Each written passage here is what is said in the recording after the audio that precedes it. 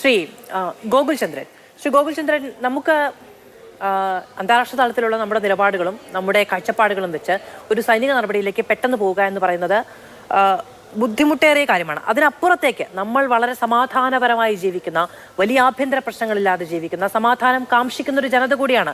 ഒരു യുദ്ധം എന്ന് പറയുന്നത് ഒരു ഭാഗത്ത് മാത്രം സംഭവിക്കുന്നതല്ല എന്നത് പ്രധാനവുമാണ്. നമ്മുടെ മുന്നിലുള്ള സൈനിക നടപടിയിലൂടെ മാത്രമാണ് ഇതിന് പരിഹാരമെങ്കിൽ അതിനുള്ള സാധ്യത എന്താണ്? ഇത് സൈനിക നടപടി എന്നാൽ അതൊരു എസ്കലേറ്റഡ് ഫേസിൽ വളരെ ഇപ്പൊ യുവരാജ് പറഞ്ഞതുപോലെ, യുവരാജ് പറഞ്ഞായിരുന്നല്ലോ, നമുക്ക് കാത്തിരിക്കേണ്ടി വരും. നമുക്ക് കാത്തിരുന്ന് കാണാം സർക്കാർ എന്താ ഡിസൈഡ് ചെയ്യുന്നത്, എന്താ തീരുമാനിക്കുക എന്ന് പറഞ്ഞാൽ നമുക്ക് കാത്തിരുന്ന് കാണാനേ കഴിയുള്ളൂ. പക്ഷെ ഒരു സൈനിക നടപടി എന്ന് പറയുമ്പോൾ നഷ്ടങ്ങൾ ഒരുപാടുണ്ടാവും. ഈ ഒരു സാഹചര്യത്തിൽ ആ നഷ്ടങ്ങൾ, പാകിസ്ഥാന് എന്ത് നഷ്ടം വന്നാലും അവർക്ക് കുഴപ്പമില്ല. അവർക്ക് മാധു നേരത്തെ പറഞ്ഞ പോലെ അതൊരു മുങ്ങിയ കപ്പലാണ്. അവർക്കിനി കരയ്ക്ക് വരണം എന്ന് പറഞ്ഞാൽ യാതൊരു താല്പര്യമില്ലാത്ത ഒരു രാജ്യമാണ് ഇന്ത്യ. അങ്ങനെയല്ല. ഇന്ത്യ പതിയെ പച്ചപിടിച്ച ഒരു ഡെവലപ്പിംഗ് നേഷൻ സ്റ്റേറ്റസിൽ നിന്ന് ഒരു ഡെവലപ്ഡ് നേഷൻ എന്ന സ്റ്റേറ്റസിലേക്ക് നീങ്ങിക്കൊണ്ടിരിക്കുന്ന ഒരു രാജ്യമാണ്. ഈ ഒരു സാഹചര്യത്തിൽ ഒരു യുദ്ധം വേണോ എന്ന് ചോദിച്ചാൽ അത് പല രീതിയിലും ചിന്തിക്കേണ്ട ഒരു കാര്യമാണ്. ഇപ്പൊ നമ്മുടെ കൂടെ നിൽക്കുന്ന ഈ അമേരിക്കയും ബാക്കി രാഷ്ട്രങ്ങളും, അമേരിക്കയ്ക്ക് താല്പര്യം, ഈ ട്രംപ് എന്ന് വെച്ചാൽ, അമേരിക്കൻ പ്രസിഡന്റ് ട്രംപ് എന്ന് വെച്ചാൽ ഹീസ് എ ബിസിനസ്മാൻ. പ്രസിഡന്റ് ഒന്നല്ല, ഹീസ് എ ബിസിനസ്മാൻ.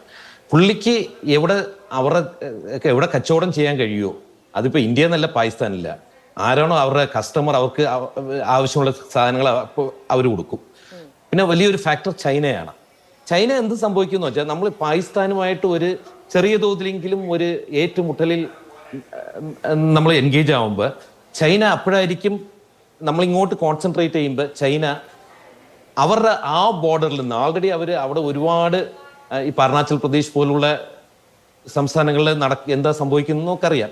പതിയെ അവരുടെ ഇൻഫ്രാസ്ട്രക്ചറും പ്രോജക്ട്സും ഒക്കെ ഡെവലപ്പ് ചെയ്ത് കൊണ്ടുവരികയാണ്. കൂടി ഉണ്ടാവുകയാണെങ്കിൽ അവിടെ ചേരികൾ രൂപപ്പെടുകയും ചെയ്യും. യുദ്ധവെറിയന്മാരുടെ ലോകമാണ്.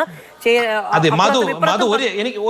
എനിക്ക് പക്ഷെ ഒരു കാര്യം കൂടി എനിക്ക് പറയാനുണ്ട്. വളരെ സങ്കടത്തോടു കൂടി പറയേണ്ട ഒരു കാര്യമാണ്.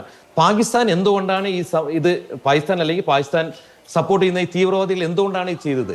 ഇന്ത്യയിൽ ഇന്ന് നിലനിൽക്കുന്ന മതപരമായ ഒരു വിഭജനം കണ്ടുകൊണ്ടാണ്. അത് എങ്ങനെ കൂടുതൽ വിഭജനം ചെയ്ത് ഇന്ത്യയെ തകർക്കാം, അതാണ് പാകിസ്ഥാന്റെ ബുദ്ധി.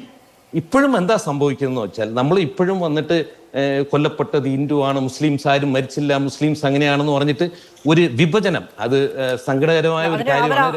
അവലംബിച്ച ഏറ്റവും നീചമായ രീതിയൊക്കെ അതിനെ സാധൂകരിക്കുന്നതായിരുന്നു. ആഭ്യന്തരമായ വിഭജന ബുദ്ധി ജനങ്ങളിലേക്ക് ഉണ്ടാക്കുക എന്ന് പറയുന്ന നീച പ്രവൃത്തി തന്നെയാണ് അവർ പരീക്ഷിക്കാൻ ശ്രമിച്ചതും. അവിടെയാണ് നമ്മൾ ഒന്നാണ് എന്നുള്ള തുറന്ന പ്രഖ്യാപനം ഉണ്ടാവുകയും ചെയ്തത്.